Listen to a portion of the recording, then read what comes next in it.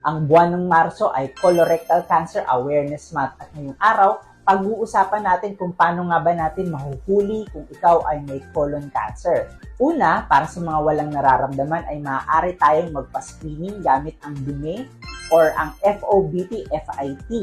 Dito, makikita natin kung may konting dugo sa dumi at magsususpecha tayo ng colon cancer kung positive. Pangalawa, at ang mas mahalaga, lalo na kung ikaw ay may nararamdaman na, ay ang colonoscopy. Ang colonoscopy ay kung saan nagpapasok ng mahabang kamera sa puwet at sisilipin ang inyong bituka. Ngayon, hahanapin namin kung kayo ay may polyp o kaya naman ay may cancer. Kung kami po ay may maharap na polyp, ay tatanggalin na namin ito. At kapag po ay may nakitang polyp, ang colonoscopy ay uulitin kada 5 taon. Pero kung wala po kami makitang polyp, ay uulitin po natin ito kada 10 taon.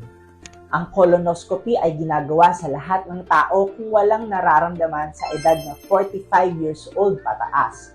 Ngunit kung kayo naman po ay walang nararamdaman pero may family history po kayo ng colon cancer, lalo na sa mga first degree relative, ay mas maaga po namin itong ginagawa.